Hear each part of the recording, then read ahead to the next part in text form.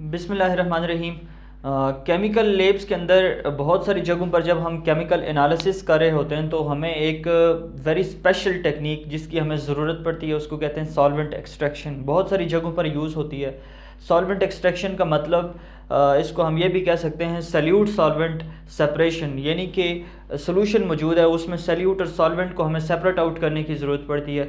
तो सॉल्वेंट इस वो टेक्निक जो सल्यूट को या सॉल्वेंट को सोल्यूशन में से एक्सट्रैक्ट करने के लिए यूज़ की जाती है उसको बेसिकली सॉल्वेंट एक्सट्रैक्शन कहते हैं।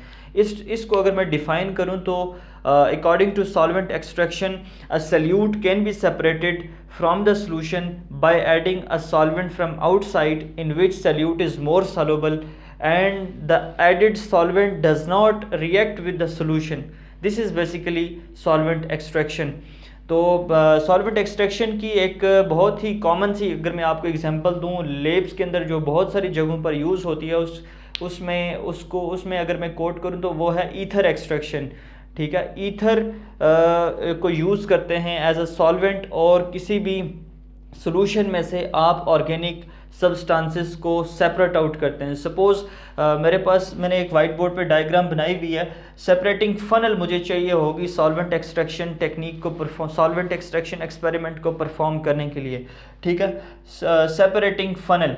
ठीक है, इस सेपरेटिंग फनल के अंदर सपोज़ मेरे पास ये वाटर लेयर है। इस वाटर लेयर के अंदर कोई भी ऑर्गेनिक सब्सटेंस ऑर्गेनिक कंपोनेंट मौजूद है जो इन अ सोल्यूशन इस वाटर मतलब ये एक सोल्यूशन मौजूद है, इसके अंदर आपने कोई भी ऑर्गेनिक कंपोनेंट जो है उसको सेपरेट आउट करना है। अब क्या करेंगे आप ये करेंगे, आप ईथर इसके अंदर डालेंगे। Ether is basically an organic solvent and it is basically non polar in nature. Ether non polar in nature होता है। तो क्या होगा कि और इस सॉल्यूशन के अंदर जो ऑर्गेनिक सब्सटेंस मौजूद है वो भी basically non polar in nature है। आपने ये चीज़ पढ़ी होगी लाइक डिसॉल्व्स लाइक। जब आप इन दोनों इस सॉल्वेंट को भी बाहर से ऐड कर लेते हैं और ये वाला सॉल्यूशन भी आप इस सेपरेटिंग फनल के अंदर डाल देते हैं तो आप इसको स्टॉपर करते हैं। स्टॉपर्ड का मतलब कि इसको कम्प्लीटली सील आउट करके और उसके बाद इसको शेक आउट करते हैं। ठीक है, इस फनल को जब आप शेक आउट करते हैं दोनों लेयर्स आपस में इंटरमिक्स हो जाती हैं।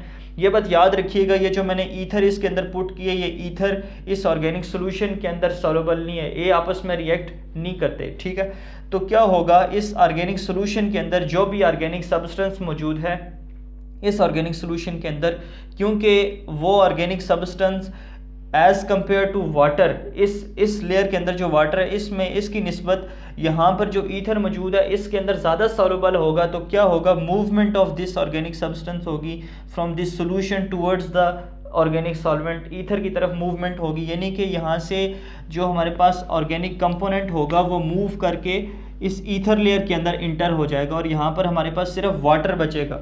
ठीक है, जब ऐसा हो जाएगा तो हम क्या करेंगे कि यहाँ से आहिस्ता आहिस्ता इस वाटर को रिमूव करेंगे। जब सारी वाटर की लेयर हम इससे सेपरेट आउट कर लेंगे तो फिर हम एक सेपरेट जो है ना बीकर के अंदर इस ईथर लेयर को भी एक्सट्रैक्ट आउट कर लेंगे, इसको सेपरेट आउट कर लेंगे क्योंकि वाटर हम पहले ही निकाल चुके होंगे तो उसके बाद ईथर ही बच रहेगी और इस ईथर के अंदर वही ऑर्गेनिक सब्सटेंस होगा जो आप यहाँ से सेपरेट आउट करना चाहते हैं। ठीक है, अब जब आपने इस ईथर लेयर के अंदर इस सब्सटेंस को ट्रांसफ़र करवा लिया और उसके बाद एक सेपरेट बीकर के अंदर आपने ईथर और उसके बाद जो भी आपने सेपरेट किया है जो भी ऑर्गेनिक कंपोनेंट उनको रखा हुआ है, तो आपने उस ऑर्गेनिक कंपोनेंट को बेसिकली हासिल करना था, ना कि ईथर को हासिल करना था। तो ether basically ether is unstable and it is volatile in nature.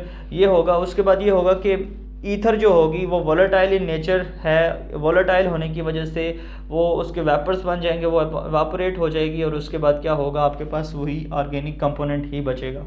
ठीक है, ये बेसिकली थी सॉल्वेंट एक्सट्रैक्शन की टेक्निक। और एक बात याद रखिएगा कि solvent extraction technique follows distribution law. ठीक है, डिस्ट्रीब्यूशन लॉ मैं आपको इस वीडियो में नहीं बताऊंगा। अगर आप डिस्ट्रीब्यूशन लॉ को समझना चाहते हैं तो मेरी अगली वीडियो में, इससे नेक्स्ट वीडियो में डिस्ट्रीब्यूशन लॉ में मैं एक्सप्लेन करूंगा उसको।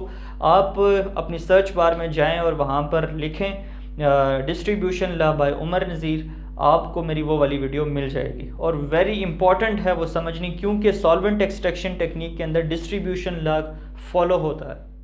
Thank you so much.